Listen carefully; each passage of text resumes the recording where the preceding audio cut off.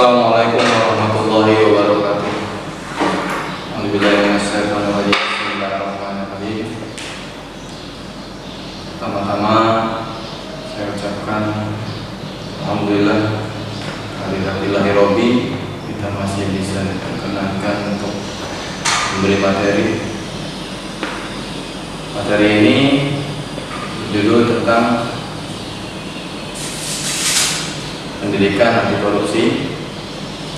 Sebelum saya menyampaikan materi ini, maka baiknya saya perkenalkan diri dulu.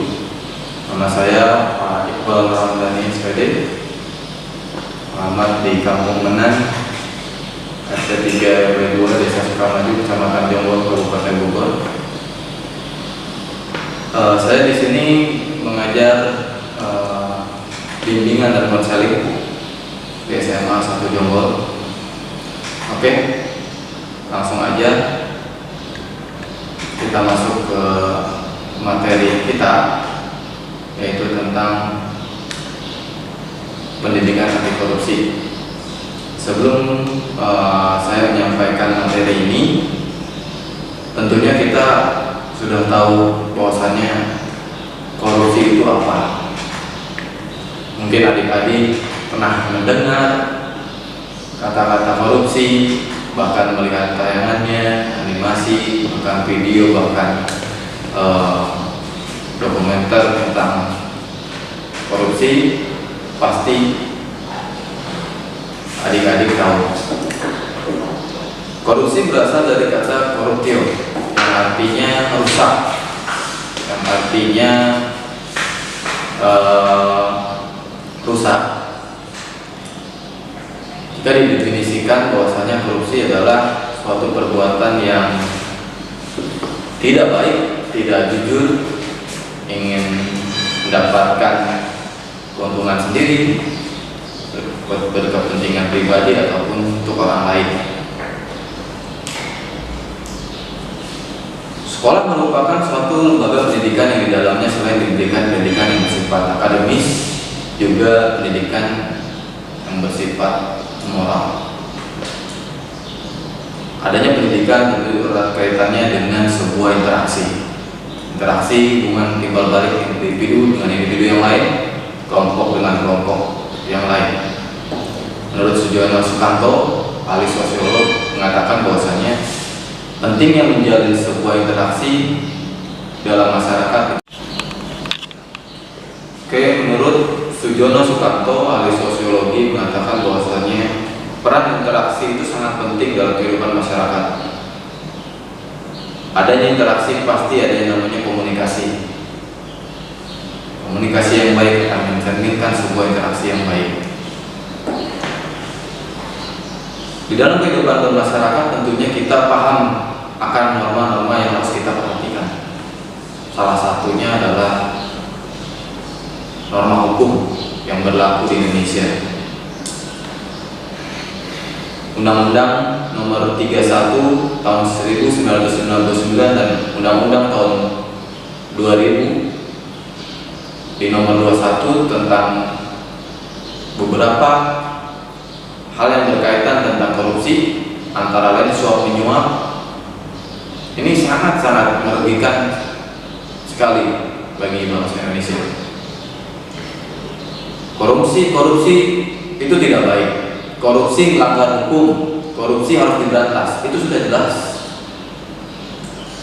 Karena apa? Ketika korupsi itu dibiarkan, maka jangan salahkan, akan terus mendarah daging, akan terus berkembang, akan terus menjadi sebuah habit atau kebiasaan yang buruk bagi pelakunya itu sendiri.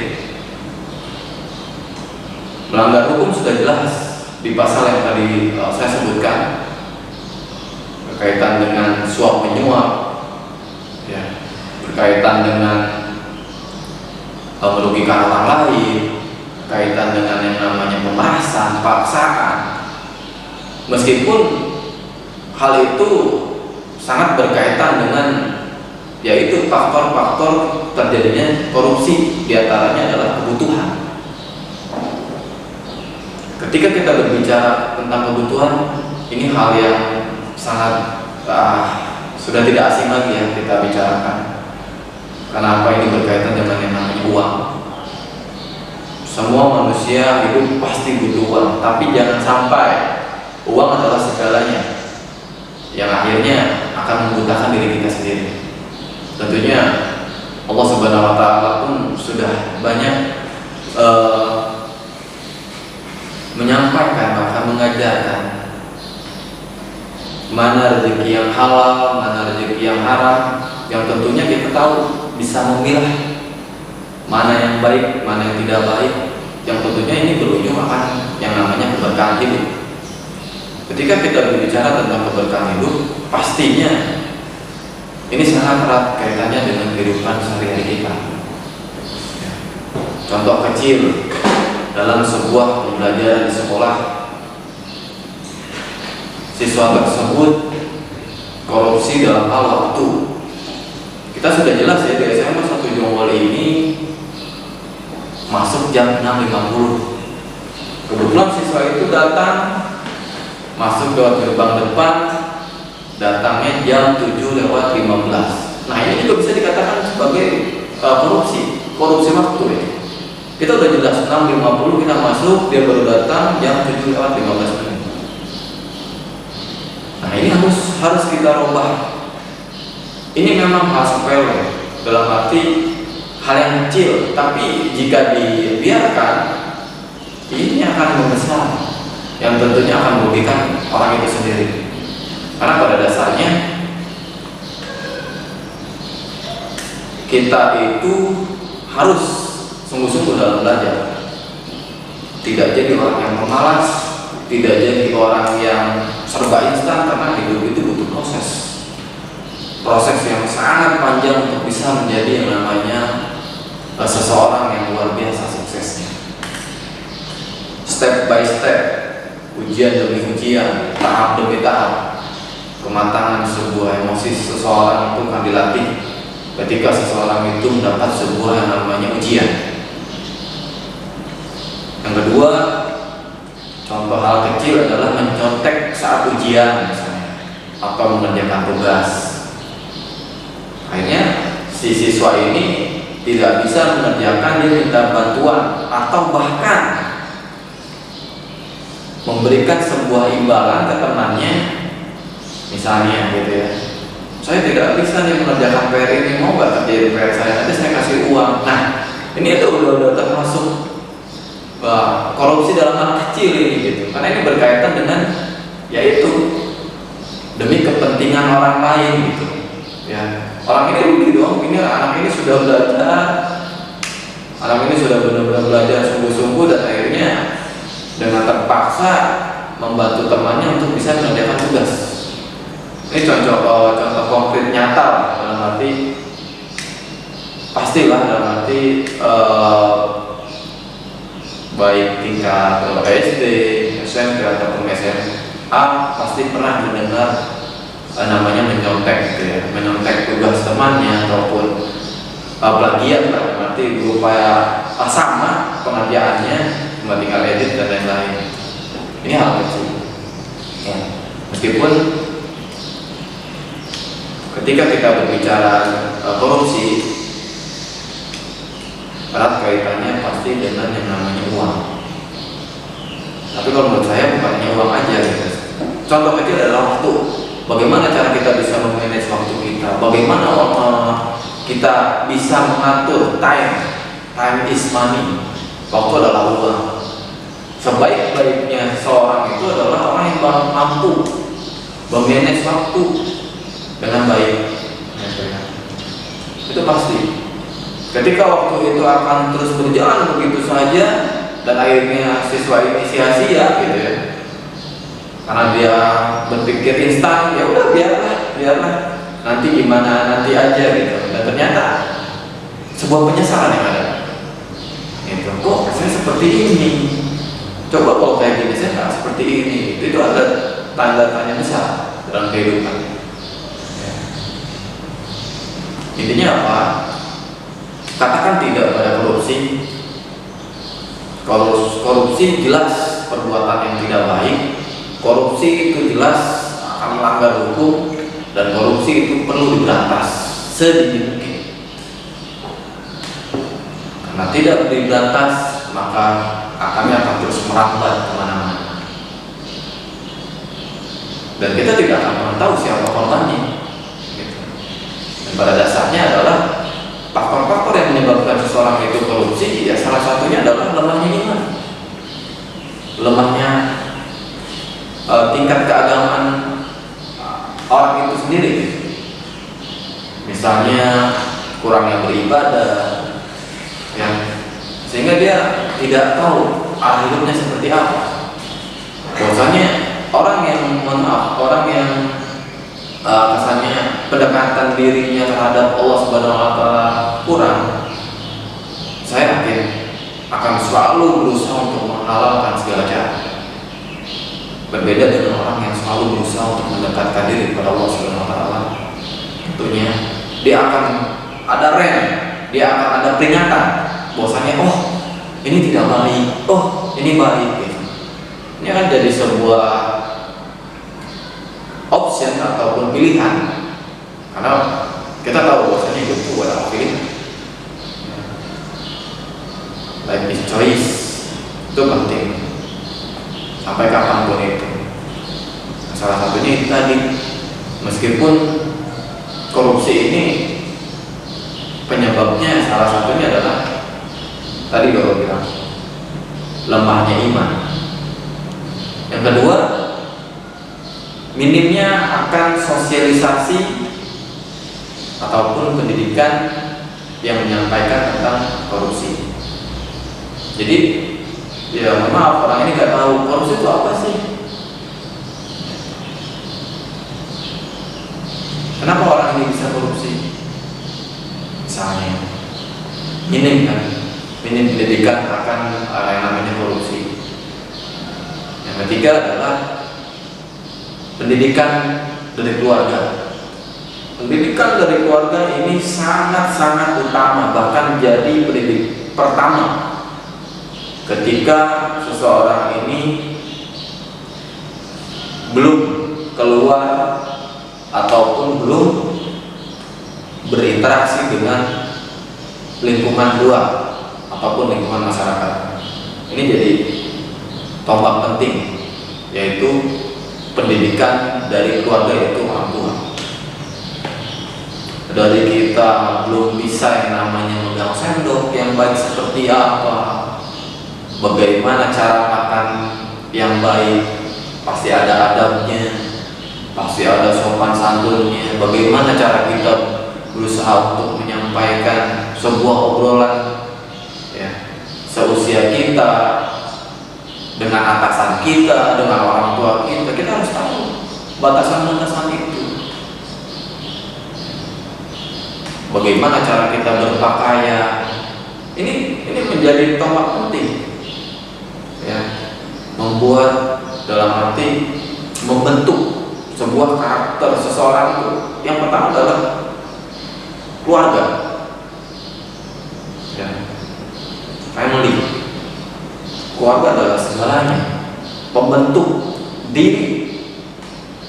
Bagaimana cara kita beribadah, itu luar biasa. Orang tua kita tuh akan selalu memberikan nasihat-nasihatnya, akan memberikan selalu arahan-arahannya terhadap kita sebagai anaknya. Makanya anak yang baik adalah anak yang selalu berusaha untuk membahagiakan orang tuanya, meskipun dia belum mampu bisa menghasilkan uang, minimal perbuatan baik terhadap diri sendiri, orang tua, dan lingkungan sekitar itu. Minimal itu aja yang dapat kita lakukan. Itu menjadi penghargaan luar biasa terhadap orang tua ya. Ketika dia sekolah, alhamdulillah gak pernah dipanggil oleh guru, tidak pernah berbuat masalah, baik di lingkungan, di sekolah juga. Karena pada dasarnya memang manusia itu proses pendewasaan diri, mencari jati diri. Siapa sih saya? Who am I? Siapa saya? Yang Karena Allah kita adalah kita sendiri, bukan orang lain. Karena itu tadi Bapak bilang, hidup adalah hidup. Hidup adalah pilihan. Kita mau sukses atau sebaliknya. Kita mau rajin atau jadi malas. Semua ada di tangan kita sendiri, bukan di tangan orang lain. Kemudian faktor penyebab seseorang itu korupsi salah satunya faktor lingkungan sekitar. Ada istilah mengatakan bahwasanya ketika seseorang bermain atau berinteraksi dengan orang yang menjual parfum minyak wangi, dia akan terbawa wanginya. Sebaliknya, ketika seseorang bermain dengan seseorang menjual ikan, pasti dia akan tercium bau amisnya ikan itu sendiri. Nah, ini akan saling mempengaruhi satu sama lain. Ya, maka dari itu pentingnya membangun sebuah pergaulan yang positif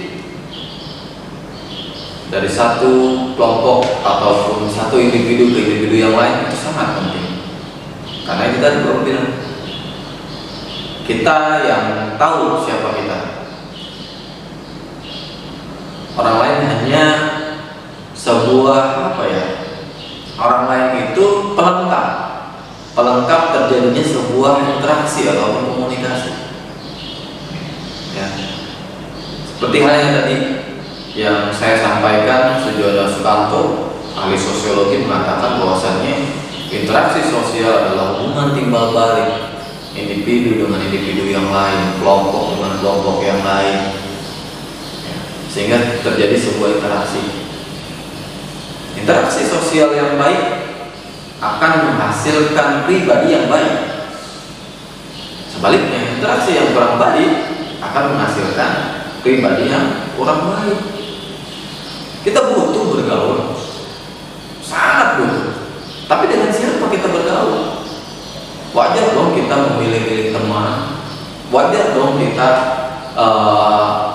sedikitnya tahu, oh teman itu seperti ini ya, oh teman ini seperti ini gitu. Wajar, kita boleh memilih-milih itu gitu.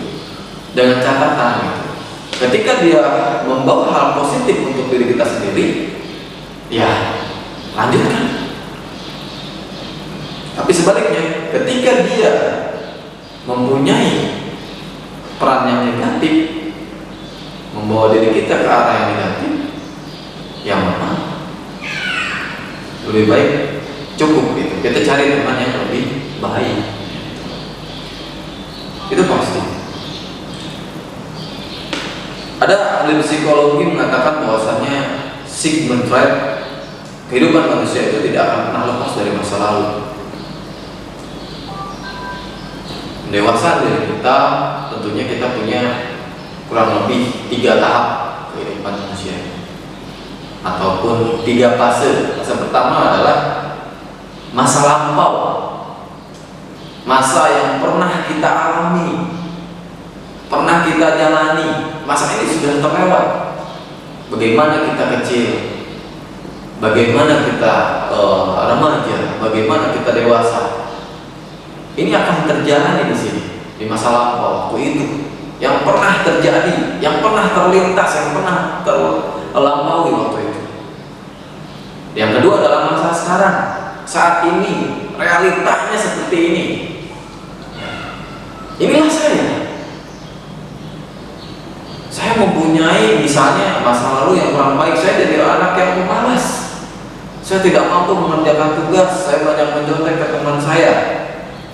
Kita ubah di masa saat ini, realitanya, ya, realita yang akan membawa kita untuk mengubah segalanya. Bisa atau tidak? Kita yang bisa jawab itu. I can do it. Saya pasti bisa. Because believe in yourself. Percaya pada diri sendiri. Ketika kita tidak percaya pada diri kita sendiri, ya, jangan salahkan orang lain, salahkan diri kita. Kenapa kita tidak percaya diri? Kita mampu melakukannya loh. Kita mampu merubahnya. Ketika kita ada kesungguhan, ketika kita ada usaha, ketika kita ada niatan, ini pasti bisa ubah ini ya. Dan yang ketiga adalah masa yang akan datang. Masa depan kita tidak akan pernah tahu kita akan menjadi apa.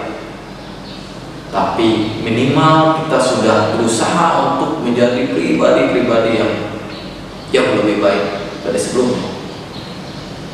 Biar Allah yang mengatur semuanya. Kita tidak akan pernah tahu kehidupan kita seperti apa ke depan. Alurnya seperti apa, historinya seperti apa, ceritanya seperti apa, itu akan dikemas serapi mungkin. Dan kita tidak akan pernah tahu. Kita hanya lakukan dan lakukan. Intinya apa? Pembelajaran yang kita dapat kita ambil tentang pendidikan anti korupsi ini sangat penting. Jangan sekali-kali berusaha ataupun jangan sekali-kali mencoba untuk melakukan yang namanya korupsi. Seperti Bapak contohkan tadi, hal kecil, korupsi waktu misalnya.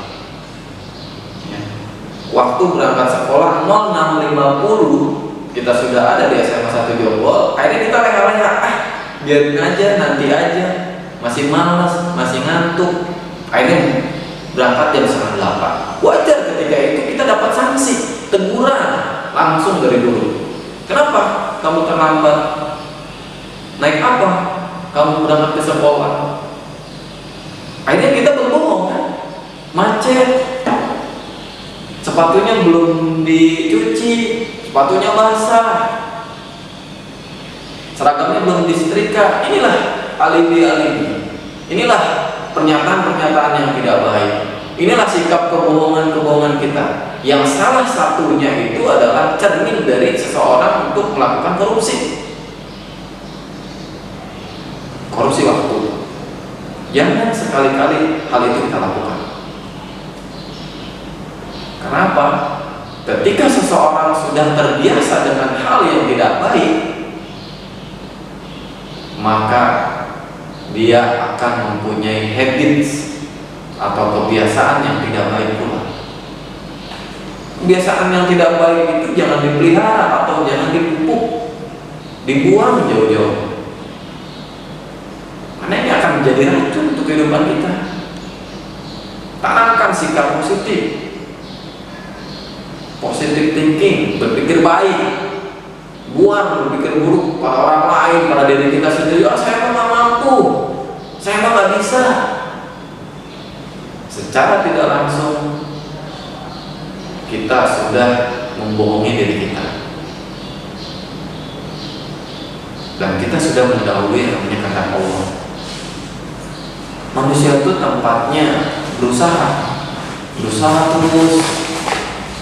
sebaik mungkin akan terus jadi cermin diri yang baik. Ya. Hal itu jangan coba-coba untuk mencoba yang namanya korupsi itu dilakukan. Jangan. Salah satu contoh tadi Bapak bilang korupsi waktu.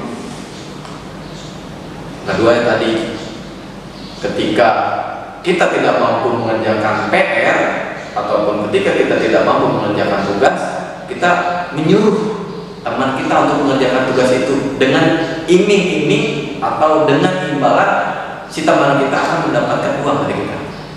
Ini juga salah satu contoh korupsi. Gue malas banget nih kerjain tugas ini. Kerjain apa tugas saya? Nanti saya kasih uang. Kalau memang kamu udah selesai kerjain tugas saya. Ini perbuatan yang tidak baik. Jangan dilakukan dengan itu. Ya. Pada intinya hidup itu butuh proses. Proses pendewasaan diri yang luar biasa, step by step, tahap demi tahap. Berubah dari angka 0 untuk mencapai angka 10 itu luar biasa. Ada tingkatannya. 0, 1, 2, 3, 4, 5, 6, 7, 8, 9, 10. Tidak bisa langsung dari angka 0 lari, loncat ke angka 1. Tidak akan bisa. Kita akan terus menikmati sebuah proses kehidupan yang ada. Seberapa mampu kita jadi orang yang kuatkah, jadi orang yang strong, atau sebaliknya jadi orang yang cengeng, manja menyikapi kehidupan yang ada. Saya yakin kalian adalah generasi penerus bangsa yang luar biasa, luar biasa pintar, luar biasa cerdas, rajin, dan masa depan negeri ini ada di tangan kalian semuanya. Ini adalah luar biasa, generasi penerus yang luar biasa mempertahankan kemerdekaan. Meskipun kita tahu kemerdekaan Indonesia di tahun 1945 waktu itu dijajah, ya, peperangan. Tapi sekarang dijajahnya oleh yaitu moral yang kurang baik, etika, attitude. Ini yang akan jadi lawan kita. Ini akan jadi menantang kita. Bisa nggak kita menyikapi hidup dengan sebuah nilai-nilai kehidupan yang ada, baik spiritualnya, ya, kecerdasan emosinya, bisa mengatur sedemikian rupa seindah mungkin. Pembelajaran hidup yang ada akan terus memupuk diri kita untuk jadi orang yang dewasa.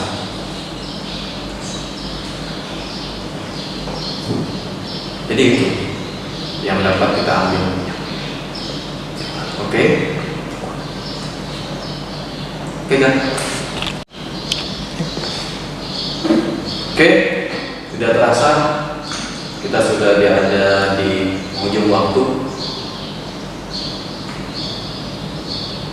Saya mohon maaf jika ada salah penyampaian kata, ucapan, lisan kaitan dengan materi ini. Intinya manusia itu tidak akan pernah ada yang sempurna sampai kapanpun kita, termasuk Bapak sendiri.